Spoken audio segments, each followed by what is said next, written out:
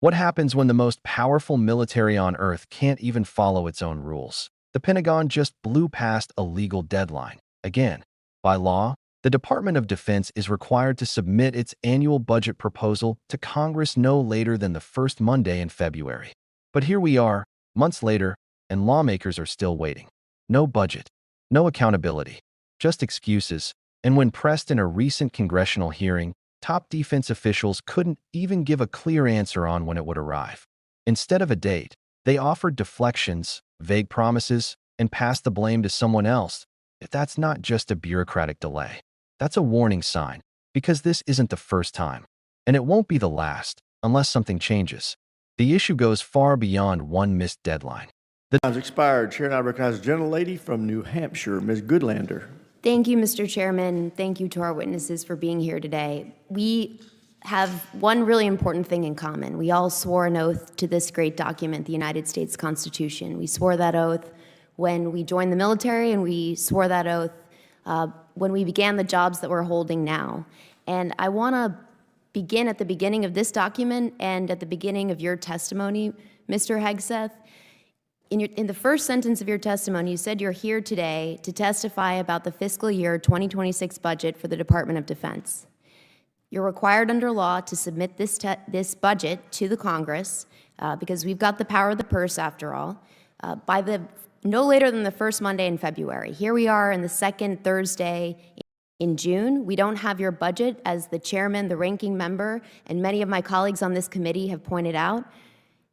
You have testified that you want to be accountable for every dollar, every taxpayer dollar, and where it goes. We can't do our job without your budget. When can we expect your budget, Mr. Hegseth? Well, as I also acknowledged in my opening remarks, in the first year of an administration, it does take more Mr. time, Hegseth, especially please while reclaiming you're my addressing time. the priorities of the previous administration. When can we expect your budget? You have details of it already, and you will have it very soon. Can we expect the budget before the end of the month? I would refer to Bryn, who's working that, but I know there are a great deal of detail that is already with the committee. Okay, let the record reflect that you haven't given us a commitment, but you're required by law to do so. You're also required by law to pass an audit. That's been true since the 1990s. The Department of Defense is the only department that has continually failed an audit. You've committed to passing an audit in 2028, but we expect you to pass an audit this year and hope you will work with us to achieve that goal.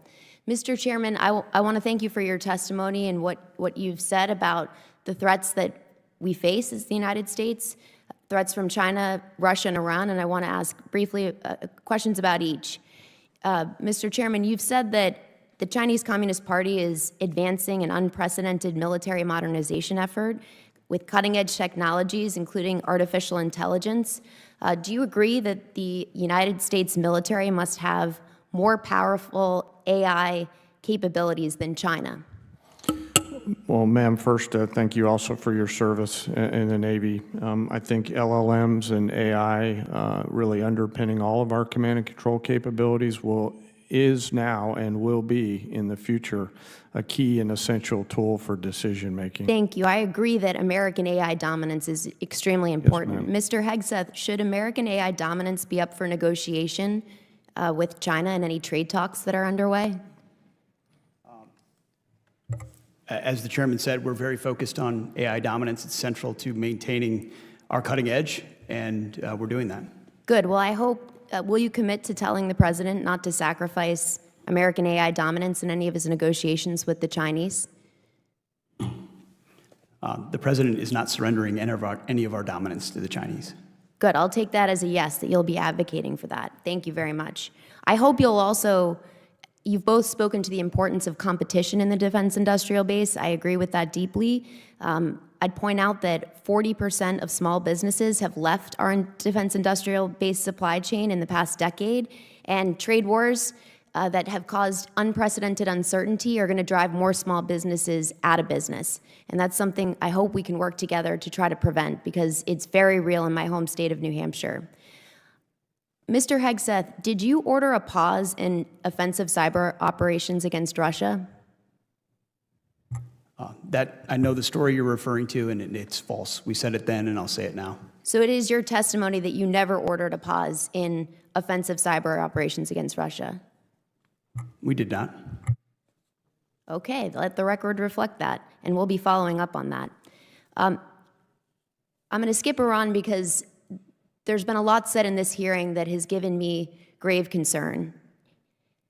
One of the things that's been said in this hearing, Mr. Hegseth, was I want to give you the opportunity to correct the record and make clear that you will abide by, that you will obey a ruling of the United States Supreme Court.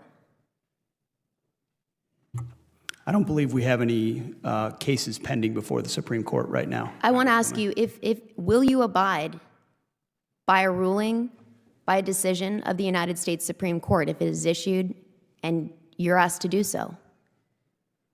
What I've said, and I'll repeat, is that district courts should not set the foreign policy of the United States of America. Mr. Hegseth, this is a fundamental principle of the United States Constitution. Gentlelady's time's expired. Chair now recognizes the gentleman. The Department of Defense has failed to meet even the most basic financial standards for decades. Let this sink in. The Pentagon hasn't passed a full financial audit since the 1990s. 30-plus years of unchecked, unverified spending. We're talking about hundreds of billions of taxpayer dollars, and no one can fully trace where it all goes. Any other organization would have been shut down or investigated. But because it's the DoD, somehow it gets a pass. Year after year, what's worse? Officials are now promising to finally pass an audit in 2028. That's right. They're giving themselves 4 more years just to meet a standard every other federal agency has already been held to. While America fumbles through financial fog, our adversaries are not waiting around. China is leading an unprecedented military modernization campaign, pouring billions into cutting-edge technologies like artificial intelligence, autonomous drones, and battlefield systems that can think faster than any human. Their AI is being designed not just to assist soldiers, but to replace them in decision-making and combat execution. And here's the kicker. U.S. officials know this.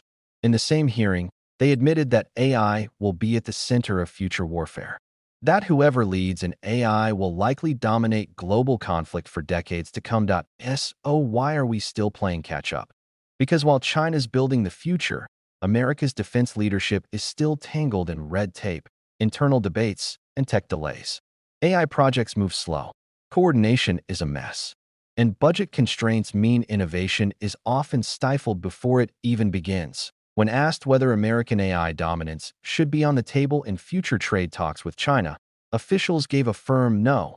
They said U.S. supremacy in military AI is non-negotiable. And that sounds great on paper, but talk is cheap when you can't even pass a basic audit or submit a budget on time. And behind all the top-level posturing, there are even more cracks forming at the foundation of our national security. Over the last 10 years, nearly 40% of small businesses supplying the defense industry have left the game. Gone. Vanished from the supply chain. Why? Because the system has become a nightmare. Uncertainty, volatile trade policies, and bureaucratic nonsense have made it nearly impossible for small manufacturers to survive. These aren't just companies making bolts and brackets.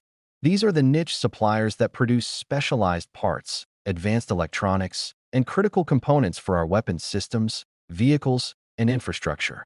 When they leave, it's not just jobs that vanish, it's our resilience. The big defense contractors can't do it all. The strength of America's military supply chain has always depended on thousands of small and mid-sized firms across the country. When that ecosystem collapses, so does our ability to respond quickly, adapt, and innovate under pressure. Politicians love to talk tough about China, Russia, and Iran. But if we don't have a strong industrial base to back up our military, all that talk becomes hollow. And then there's cyber warfare, a whole other battlefield where things get even murkier. During the hearing, a stunning moment unfolded. A lawmaker asked whether the Department of Defense had ordered a pause in offensive cyber operations against Russia. The official flat-out denied it, saying the story was false. But that raises a critical question. Why does this rumor exist in the first place? And why hasn't it been addressed until now? The answer isn't clear. And that's exactly the problem. When cyber operations are cloaked in secrecy, the American people are left guessing. Are we defending ourselves aggressively enough? Or are internal conflicts and legal confusion tying our hands behind the scenes? We're dealing with nation-states that deploy cyber attacks like clockwork. Infrastructure hacks, misinformation campaigns, election interference. It's all happening in real time. So if there's even a hint that US cyber ops are being paused or restricted for political reasons, that should send shockwaves through every national security briefing. And just when you think it can't get more surreal, it does point. One lawmaker asked a defense official if he would obey a ruling from the United States Supreme Court. The official hesitated, then deflected, then gave a half answer about district courts and foreign policy. That should be terrifying, because it reveals how blurred the lines have become between military operations, executive power, and constitutional authority. If top defense officials are hesitant to say they'll obey the highest court in the land, what happens in the middle of a legal crisis or an international conflict? The very people who swear an oath to uphold the Constitution are now raising doubts about whether they'll follow it. That's not just dangerous, it's historic. So, here's the bigger picture. The Department of Defense is failing basic tests of transparency, strategy, and stability. It's missing legal deadlines, ignoring financial audits, struggling to keep up with AI warfare, bleeding out its supply chain, sending mixed signals on cyber operations. And now, it's entering gray zones in constitutional obedience. This isn't just about one hearing or one department. It's about whether the most powerful military in the world can keep its edge, or whether it's quietly falling apart from the inside out. So now the question is, how long can we afford to look the other way? Let us know what you think in the comments. Is this just incompetence or something deeper? And if you're new here, hit that subscribe button, because the next video dives even deeper into the chaos you're not hearing about on the news.